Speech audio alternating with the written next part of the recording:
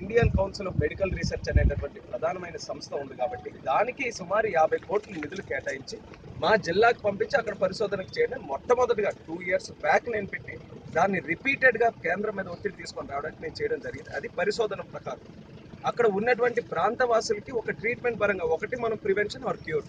Prevention కోసం మనం research అంటున్నాం, క్యూర్ కోసం ఇక్కడ స్థానికంగా మన డయాలసిస్ సెంటర్స్ ఇవన్నీ కూడా పెట్టాం.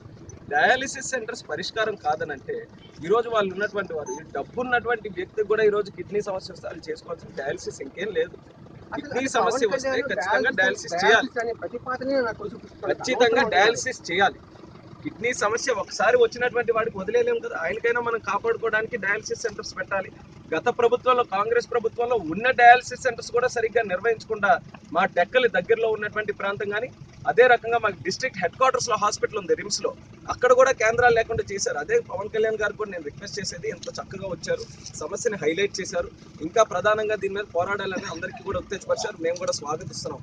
ఆయన ప్రధానంగా ఇక్కడ ఉన్నటువంటిది శ్రీకాకుళం జిల్లా మార్మూల ప్రాంతం, ఆయన ఎంతో చక్కగా మా మీద దయించి ఆయన వచ్చారు. అదే రకంగా డాక్టర్స్ కూడా ఆయన రిక్వెస్ట్ చేసి ఆయన ఈరోజు ఉన్నతమైనటువంటి స్థానంలో ఉన్నారు, ఒక యాక్టర్గా ఉన్నారు, ఆయన చెప్తే 10 మంది వినే స్థాయిలో ఉన్నారు కాబట్టి డాక్టర్స్ కూడా ఆయన రిక్వెస్ట్ చేసి ఫలానా చోటుకి వెళ్ళండి, అక్కడ కిడ్నీ పేషెంట్స్ ఉన్నారు వాళ్ళకి చూసుకోండి, శ్రీకాకుళం మారుమూల ప్రాంతం అన్నటువంటి భావం మీరు పెట్టుకోకుండా అక్కడికి వెళ్ళి పని చేయండి అన్న మంచి మాట కూడా ఆయన చెప్పుకుంటే ఈరోజు మాకు కూడా చాలా మంచి జరిగేది అనేది మా ఆలోచన. ఇంకోటి మీరే ఒక ప్రపోజల్ చేశారు, వెంటపల్లి జిల్లాలకు 50 కోట్ల రూపాయలు ఖర్చు, ఆ డబ్బు నుంచి అక్కడ ఏదో ఒక వాటర్ యూజ్ పెట్టాలంటే అది కూడా స్టార్ట్ చేసాం. ఆల్మోస్ట్ 20 crores మాకున్న మేజర్ స్కీమ్ ఉద్దాన ప్రాజెక్టే. ఎర్రన్నాయుడు గారు ఆనాడు కేంద్ర మంత్రిగా ఉన్నప్పుడు ఆ స్కీమ్ తీసుకొచ్చి చేయడం జరిగింది. 10 years మేము లేము, పరిపాలనలో లేము, దాన్ని మిస్మేనేజ్మెంట్ చేసి రెనోవేషన్ కూడా దిక్కు లేకుండా చేసి ఆ ప్రాజెక్ట్ని కూడా మారుమూలు పెట్టేశారు. మేము వచ్చిన తర్వాత చంద్రబాబు నాయుడు గారికి రిక్వెస్ట్ చేసి జిల్లా యంత్రాంగ మంత్రివర్యులు అందరం కూడా కలిసి చేస్తే 20 crores మళ్ళీ ప్రతిపాదన చేయించడం జరిగింది. అది జస్ట్ ఫర్ ఉద్దాన ప్రాజెక్టే.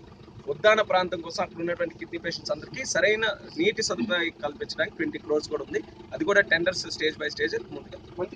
రాజకీయ ప్రభావం కన్నా స్వచ్ఛందంగా ఉంచి డయాలసిస్ ఇచ్చినా కూడా అది ఓపెన్ చేసిన పరిస్థితి సాయిరాజ్ మాజీ ఎమ్మెల్యే కూడా ఇచ్చారు. అది రాజకీయాలు కాదని మూతపడిపోయింది. నా దృష్టిలో ఎంత గురించి రాజకీయం ఎవరైనా చేస్తే అంతకంటే మూర్ఖులు ఎవరైనా ఉండదు. ఈరోజు టెక్కుల్లో ఫలానా వ్యక్తి డయాలసిస్ యూనిట్లు ఇచ్చారంటే 5 సంవత్సరాలు మిషన్లు బిగించి పెండింగ్లో ఉంటే నేను మంత్రి అయినటువంటి 5 మాసాల్లోనే నేనే ఫైళ్ళు పట్టుకెళ్ళి దగ్గరుండి చేసేది ఓపెన్ చేసి నాకు ఎంత ఆనందంగా ఉందంటే ఈవేళ 4-5 వేల మంది ఇక్కడ రోజు డయాలసిస్ చేసుకుంటున్నారు. వాళ్ళు డయాలసిస్ ఇక్కడ లేకపోతే ఊరుకోలేదు. అది మొత్తం ఫ్యామిలీ మెంబర్స్ అందరూ కారులో వైజాగ్ వెళ్ళి ఒక ట్రిప్కి 10,000-15,000 ఖర్చు పెట్టుకుని వచ్చేవాళ్ళు. ఈరోజు ఆ సమస్య లేదు. నేను ఇంక 2 ప్రతిపాదించాను, ఒకటి ఇచ్చాపురం, ఒకటి సోంపేట, 2 పలాస. ఈ 2 సెంటర్లు కూడా ఈ నెలలోనే మనకు మంత్రి గారు తీసుకొచ్చి ఆ 2 పెట్టాలనుకుంటున్నాం. ఆ ప్రయత్నాలన్నీ మేము చేస్తున్నాం.